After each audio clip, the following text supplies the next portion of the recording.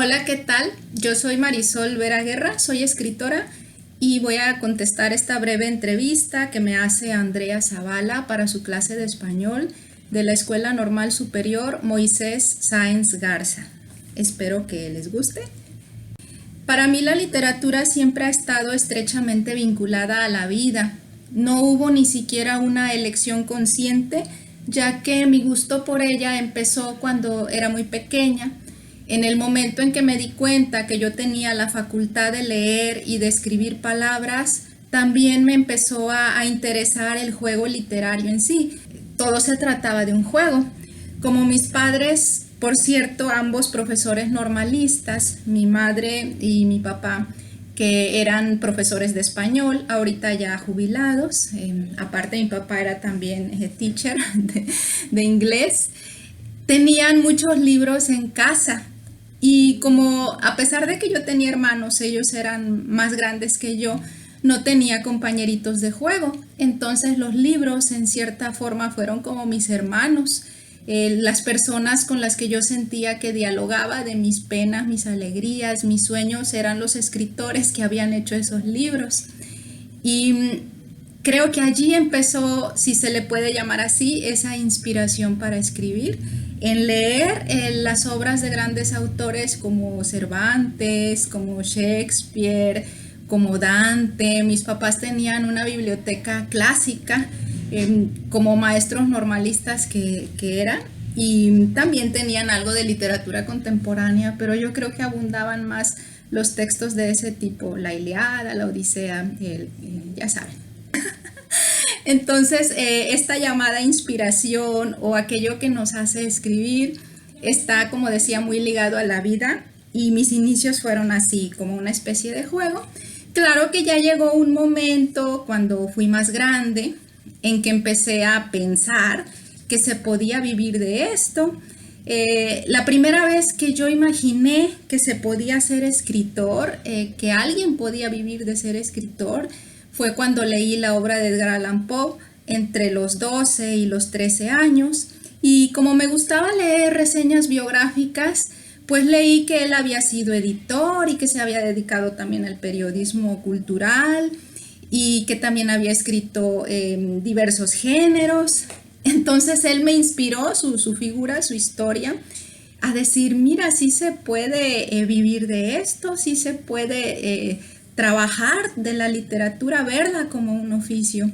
Yo crecí en Tantoyuca, Veracruz, en los años 80, entonces no teníamos cine, no había más que una pequeña biblioteca que, por cierto, mi papá fue de los promotores para que se pusiera en el pueblo. No había teatros, no había casa de cultura, entonces era un gran vacío, ¿no?, para la gente que teníamos este tipo de intereses.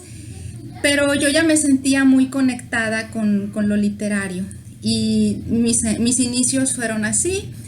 Y una profesora de secundaria, ¿verdad?, que se llama Irma Sumaya, me regaló algunos libros también cuando yo era su alumna, y eso también retroalimentó mi imaginación y mi deseo de seguir leyendo y de seguir escribiendo. Por un lado fue el hecho mismo de darme cuenta que escribir y leer eran actos placenteros, y ese mismo placer es el que me orilló a seguirlo haciendo una y otra vez a lo largo de mi infancia y luego de mi adolescencia. Y claro, ver a mis padres siempre entregados a los libros, ver libreros en mi casa, ver libros en la mesa, libros en el sofá, libros en la cama, porque había libros por todos lados. Entonces, pues mi papá, en ese rol simbólico de tener un contacto constante con los libros, fue bien importante para que yo creara un apego hacia la literatura, y pues personas que también me fui encontrando a lo largo de mi vida. Ya en la etapa adulta, digamos cuando ya tenía unos 21 años, conocí a la doctora Ana Elena Díaz Alejo, quien era filóloga de la UNAM, y estaba dando un taller literario en Tampico, donde yo radicaba ya para ese entonces.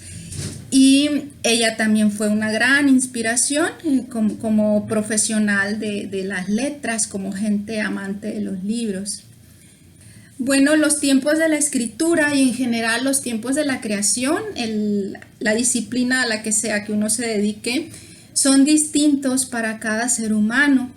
Lo ideal o lo que nos recomiendan es tener un horario más o menos fijo, porque eso nos crea disciplina, nos crea rutina, hace que tengamos un orden mental. Sin embargo, en la vida real esto no siempre es posible, sobre todo, por ejemplo, pensemos en situaciones como la mía. Yo soy madre de familia, tengo 3 hijos, tengo un hijo adolescente y tengo 2 niñas. ¿Ustedes creen que se puede tener un horario? Tomando en cuenta que soy la única adulta que los cuida y que vive con ellos, no se puede, porque las demandas de los niños y de los adolescentes son 24 horas. Entonces, una se las arregla para construir esos espacios, construir esos silencios necesarios para la mente y para la escritura. Algunos pues son obreros y tienen que cumplir jornadas muy largas, entonces quizás solo tienen para dedicarse a la creación un lapso de la noche o un lapso de la mañana. Algunos quizá tienen una casa de campo a la que se pueden retirar todos los fines de semana y ese es su espacio de la creación y pueden dedicarle el sábado o la tarde del domingo. Entonces cada uno de nosotros va a encontrar su sistema, su horario, su tiempo, su modo, su plataforma. He conocido, por ejemplo, mujeres escritoras que me decían que escribían en servilletas, porque a veces no había otro medio o era lo que estaba más a la mano, porque claro, como amas de casa, pues estaban, por ejemplo, en la cocina y les llegaba en ese momento una imagen literaria, una metáfora. ¿Y dónde la anoto? Pues a lo mejor lo que estaba más a la mano era una pequeña servilleta. Hay quien escribe en una libretita cuando va rumbo al trabajo. Ahora quizá es más común que lo hagamos pues en el celular, ¿no? Ya no tanto en la libreta de mano. En lo que sea, el caso es que uno mismo necesita ir construyendo esos lugares y esos espacios de acuerdo a su propio ritmo de vida. Pues viene de mí misma, yo misma soy el lugar de la creación, así que si estoy arriba de un avión puedo escribir ahí. Si estoy aquí en mi estudio, que es donde paso una gran cantidad de horas, pues escribo aquí. Si en ese momento tengo el silencio y la necesidad interior de hacerlo. Si estoy caminando en una calle y en ese momento tengo la necesidad de anotar algo, pues también lo hago. Entonces, buscar un lugar a propósito para inspirarme. También algunas veces lo he hecho, ahora ya no tanto porque no dispongo de tanto tiempo libre como lo tenía cuando era más joven. Y antes, por ejemplo, me gustaba mucho visitar zonas arqueológicas y espacios naturales. Me gustaba mucho escribir bajo los árboles o escribir en lugares donde había ruinas o donde había edificios antiguos. Y de pronto cuando viajo y cuando visito algún lugar todavía lo hago, pero ya es un poco más difícil porque antes pues me podía ir, por ejemplo, sin un límite de tiempo y estar todo el rato que necesitara ese contacto para estar escribiendo. Ahora pues con tantas ocupaciones y cosas por hacer, lo más probable es que no tenga ese espacio ahí mismo.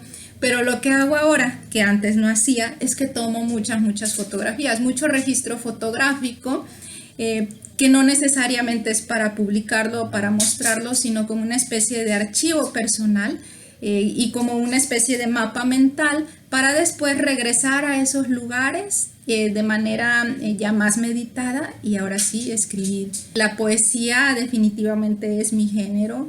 En realidad me gusta también muchísimo la narrativa, el ensayo. Leo prácticamente cualquier cosa y también me gusta trabajar en distintos géneros. He escrito guiones para teatro, he escrito cuento, he escrito artículos de prensa, fui columnista de prensa durante varios años, por ejemplo. Pero la poesía pienso que es el que más me llama, el género que más me llama y el que más disfruto y el que más me golpea. porque yo puedo leerme de corrido, claro, si tengo el tiempo, una novela. Me puedo leer de corridito la novela o me puedo leer de corridito un libro de cuentos, pero rara vez me puedo leer de corrido un libro de poesía. ¿Por qué? Porque la poesía para mí es como un viaje demasiado intenso.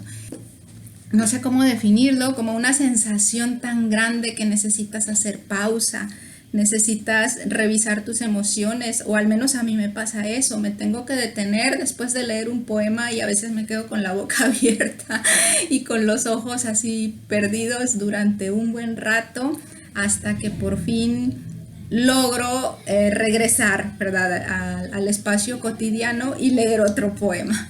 Uno de mis autores favoritos sigue siendo pues Edgar Allan Poe, como ya lo dije. Hay una edición que se hizo conmemorativa por el bicentenario de su nacimiento de la editorial Páginas de Espuma. No sé si todavía esté pues a la venta, que a mí me gustó particularmente porque reúne su narrativa, reúne sus cuentos y pues me parece muy completa, además porque tiene unos prólogos hechos por diversos autores que han leído o que han disfrutado también de la obra de Poe. Sor Juana Inés de la Cruz ha sido una de las escritoras cruciales dentro de mi desarrollo literario. El poema de Primero Sueño a mí me marcó muchísimo, es un poema muy extenso, muy complejo, y además de la complejidad del argumento, pues la complejidad de la forma, ¿no? El barroquismo de la época en la que ella vivió. También José Gorostiza, de los contemporáneos, para mí su poema Muerte sin fin fue también muy muy importante en mi construcción, en mi propia construcción literaria y como humana, porque aquello que leemos de una u otra forma también va asignando nuestra psiquis, nos va creando parte de nuestra personalidad y de nuestro ritmo al hablar y de nuestra forma de ver la vida. Curiosamente, el primer libro que marcó mi vida no fue de literatura, fue un libro de ciencia que se llama Cosmos. El autor era Carl Sagan. Él tenía un programa de televisión muy famoso que se transmitió en México en los años 80 y yo era fan y cuando pude adquirí el libro y todavía lo tengo guardado en mi biblioteca con mucho cariño. El lenguaje de este señor, así como la forma en que iba exponiendo las teorías científicas, pensando, claro, en alcanzar un gran número de lectores y de auditorio, pues era muy, muy literario. Y después, bueno, fueron llegando ya los libros propiamente literarios, algunos ya los he mencionado, y otro que fue ahí sí completamente literatura, muy importante para mí durante la niñez, fue el de Oscar Wilde. Era una compilación de cuentos que estaba en la casa de mis padres y tenía como título el nombre de uno de sus cuentos, que es El Ruiseñor y la Rosa. Y venían otros más, pero ese cuentito en particular era el que más me conmocionaba. El consejo que les puedo dar es que lean el libro que les guste, que les llame la atención. Tal vez la primera vez que tomen un libro no va a ser una obra maestra, a lo mejor les va a llamar la atención algo más sencillo, pero puede ser una puerta de entrada para otras obras después. Quizás sea algo más coloquial, algo más cotidiano, algo que tenga que ver con una serie de televisión. Yo no estoy negada a que la gente lea cosas diversas. Y si tiene la fortuna, pues se llegará a encontrar con un libro que le apasione y que le dé curiosidad, que le dé hambre literaria y quiera conocer otro.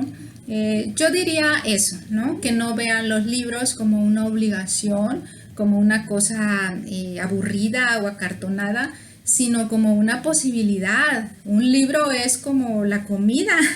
De pronto pruebas algo y si no te gusta, pues eso no significa que toda la comida sea aburrida o que toda esté salada o toda esté insípida. Hay diferentes platillos en el mundo, hay miles de platillos en el mundo, y entre más apertura tengas tú para conocerlos, para probarlos, pues más probabilidad hay de que encuentres algo que te encante. Y es igual con los libros, entre más apertura tengas a leer, a conocer autores, a entrar en sus obras, pues es más probable que en algún momento te topes con alguien que te despierte emociones, que te haga sentir bien, y seguramente ese autor o autora en particular te va a llevar hacia otras lecturas. Es difícil dar consejos en este plano porque el acto de la escritura, el acto de la creación es algo muy particular. Lo que le funciona a uno no necesariamente le va a funcionar a otro. A lo mejor este es el consejo que yo les daría, que busquen su propio método de escritura, que busquen lo que a ustedes les motiva, lo que a ustedes les inspira, que no se sientan cohibidos. Si alguien dice, pues a mí lo que me inspira es mi familia, a mí los autos, a mí los extraterrestres, no hay un tema. En realidad, literariamente uno puede abordar cualquier cosa, en las mañanas, en las noches, mientras va uno a la escuela, al trabajo, cuando llega, en servilletas, en la lap, en el celular.